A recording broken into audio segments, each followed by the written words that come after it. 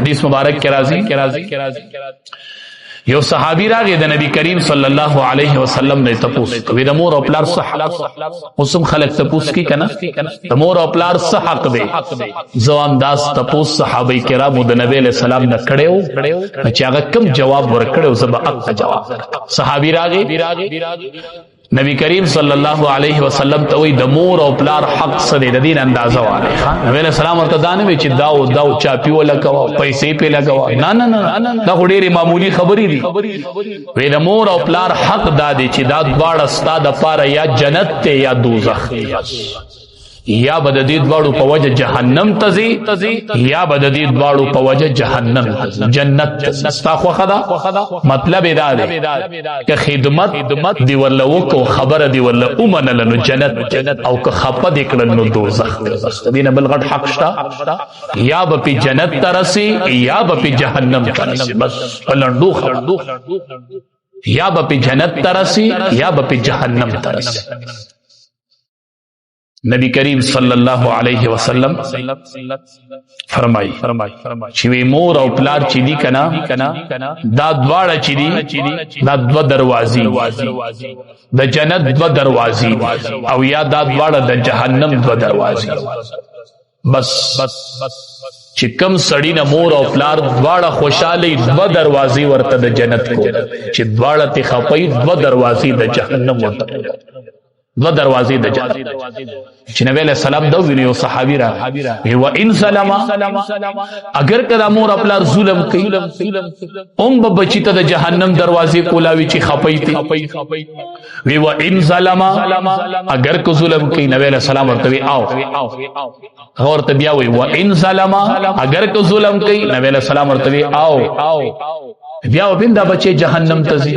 وی و ان ظلم اگر کو ظلم کوي نبی علیہ السلام ورته او درې پیری صحابي تپوس کړي دي اگر کدا مور او پلار ظلم کوي نو بیا نبی علیہ السلام ورته او که ظلمم کوي تبت انتقام بس مور او پلار دی بس دینه به انتقام دا کسراغه د نبی کریم صلی الله علیه وسلم نه تپوس وی من احق بحسن صحابتی وی زه د چا سره ډیر ښه سلوک وکم لمې غواړي چې ښه سلوک وکم د چا سره دا ښه سلوک وکم زما د ښه سلوک حقدار څوک دی نبی علیہ السلام ورته امک مور ورشه د مور سره د ښه سلوک وی ثم من وی بیا په مور پسې وی امک بیا وی ثم من وی بیا وی امک بیا وی ثم من بیا وی ابو کبیا دی پلا چا سره خسلوکم مور چا سره خسلوکم مور چا سره خسلوکم مور چا سره خسلوکم د دینه پس وی پلا درې زلې مور ذکر کړل او پس لورب زلې پلا وجه صدا وجه دا چې مور د سي درې تکلیف برداشت کړې دي چې هغه پلار لیدلی دي یو د حمل تکلیف تو مور نخ او لس میاشتې په ګېډه ګرځي خو هم چې د مور سړي دا یو خبره قدرې وکړي کنه اکم بچی چې د مور نافرمان دي زوامه کدا بچي د مور د مټ نه ونیسي کنه چې بچیا ما ته لګو ګوره ما ته نیغ لګو ګوره تستا هغه مور ما بچیا چې ما اته او نخ میاشتې ته په ګېډه ګرځي نن ته ما ته سپي وای بچیا نن ته ما باندې گزار کوي بچیا نن ته په ما پسې ګواخي بچیا تعالی حیا نه درځي ته ما باندې گزار کوي او ما نخ او لس میاشتې ګوره ته په دې ګېډه ګرځولای کنه ته نن په دې وجود گزار کوي چې نخ لس میاشتې ته زما په ګېډه کې ستړي دي بچیا نه څومره د افسوس خبره نن هغه مور پسې بچی را پاسې دلخوا نن هغه مور د بچو د لاسه چغي وای چغي لاسونه دې اوچت کړي کدا بچے کامیاب شو لیکل در کوم لیکل وی لیکي دا وخت وی لیکي د ځان کدا بچے تاسو کامیاب ولید مال نوم بدل کړي په مخ را لته کوي په مخ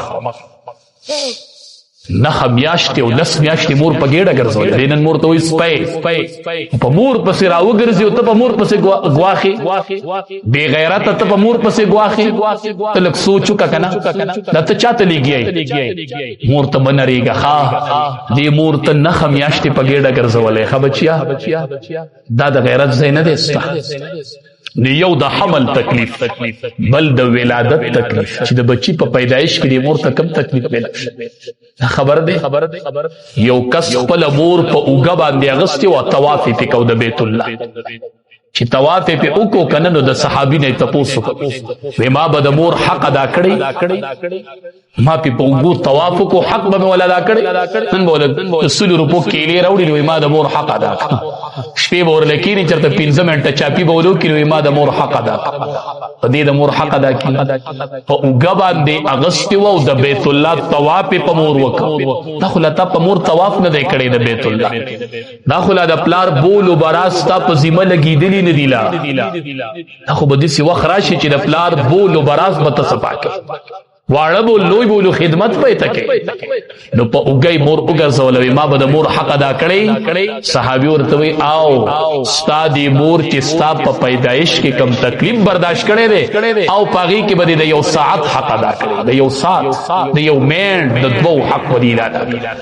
چې د بیت الله طواف په اوږه وکړي که نه بچیا نو د پیدایش په تکلیف کې به د یو ساعت حق ادا دا دسی آسان کار دا دسی په آسان ادا کېږي نو دویم تکلیف د ولادت ته او دریم تکلیف د رضاعت مور چې دی بچي له پی ورکړي 2.5 کاله دا مور لګیا و او دی بچي له به پی ورکړي د بچو پروام نشته دا ډیره وزنداره خبره ده مور چې سړي ته وایي ما درته خپل پی نه دي بخښلي دا تر دې خبرې د وزن نه خبرې تبه او برباد شوې چې د مور د خولې نه دي دا خبره ده او مور د خولې نه به راوځي ما عاق کړی پلار به وایي ما عاق کړی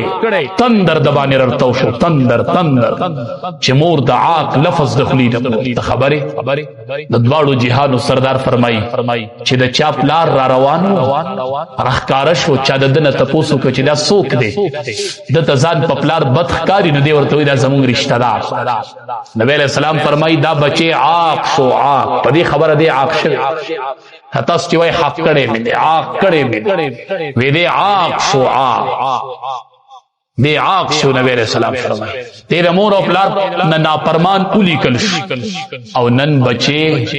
مور او پلار مثال وی د موبایل له چیزی لوډ ورته کوي نو وی کار کوي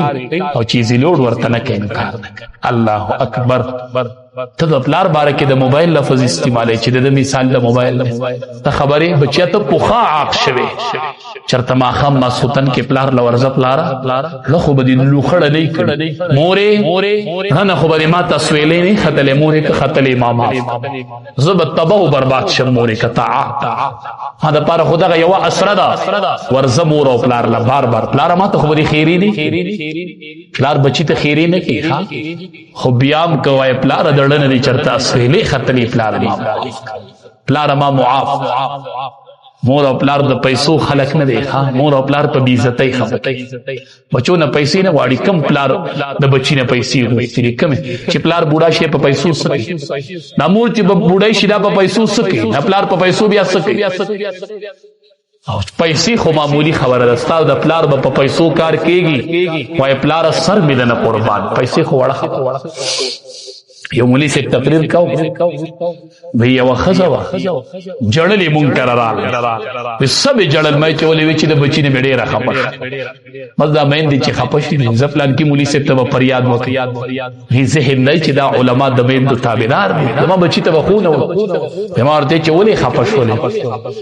وی چې بچی مې د بازار نه راغی کور ته نو چې راښکاره شو نو لاس کې غوټې وي زه ورغلم غوټو ته مې لاس کړ یوه توره غوټه وه پکې چې هغې ته مې لاس کړي بچې برن ما ته چې دې غوټې ته مه لاس ما یې ښه جي ما ته پته نه چې کله کېناست په کټ کې نو ما وې دا دې ستړی و زه لاړم هغې غوټې ته مې لاس ما ته وایي تا ته ما نه دي ویلي چې دې غوټې ته مه لاس ما یې ښه بچیا ته په سول لګې ما وې ته ستړی چېرته هسې وه نه په سوچ وامه چې دې غوټې ته مه لاس بس غوټې ته مې لاس چې لږ ټیم وشو نو چې بچی مې کمرې ته لاړو ښځې ته اشاره وکړه چې هر سړي خپلې پوډ وړ کړي که نه وی چې دا اشاره یې ورته وکړه وی بیبي دننه لاړه کمرې چې ما تماشا وکړه نو دواړو کباب خوړل تیلې کې کباب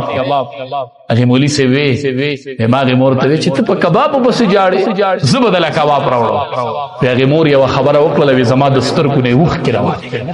هته مولوي سي زه په کباب نه جاړم زه په خپل بیزته جاړم د کباب په سر نن زما دوبره بیزتی وکړه ما ته وی دي ته ملا زه په خپل بیزته جاړم نن زما بیزتی وشو مور او پلار په پیسو نه جاړي ښا مور او پلار وی بچیا مال عزت راکه ما مو بیزت کوم ته د میلمنو په مخ کې ما بیزت کوي کنه بچیا ته ما ولي بیزت کوي نو مور او پلار د عزت وګی دي د پیسو وګی نه دي ښا نبی کریم صلی الله علیه وسلم فرمایلی دي وی کم خدمتگار زوی چې د مور او پلار خدمت کوي او د مور او پلار مخ ته د شفقت او د رحمت په نظر وګوري دي خدمت کوي ډیر بختور دی هغه بچي چې مور له چاپی کوي او د رحمت او د شفقت په نظر ورته وګوري پلار لخپی مالش کوي او د رحمت او د نظر د شفقت په نظر ورته وګوري نبی علیہ السلام فرمایل د هر نظر په بدله کې الله دل د یو قبول شوی حج اجر قبول شوی حج چې پلار مخ ته د شفقت په نظر نو صحابه کرام عرض وکړو د الله حبیب قربان د صحابو نه ته پوښتنه به بار بار کول هم ته به ډېرې پیدا وروته نبی علیہ السلام ته فرمایل وی کې چری یو کس د ورځې سلسله د پلار مخ ته ته وای د یو حج قبول شوی اجر الله د یو نظر په بدله کې ورکړي نو کې یو تن د ورځې سلسله د پلار خدمت کوي او د رحمت په نظر ورته ګوري نبی علیہ السلام ورته فرمایل او چې کدی ورته سلسله د ورځې ګوري الله بد سلو قبول شو اجر چې تاسو په کتو نستړي کېږئ نو الله په اجر ورکول ورستړي کېږي نو ډېر بختور دي هغه بچي چې د پلار ټول ورځ خدمت کوي او د رحمت په نظر ورته ګوري د شفقت په نظر پیسې به ډېر شي پیدا شي خو بیا به دا به نه دا پلار به سبا نه او دي دعاګانو کې به رنګ ګرځي رنګ چې پلار دې د خدمت محتاج شو عزت تابعدار دنیا پاتې او د پلار خدمت ته یاد ساته چې دا پلار دې نو کنا د دعاګانې کړي د دنیا بدر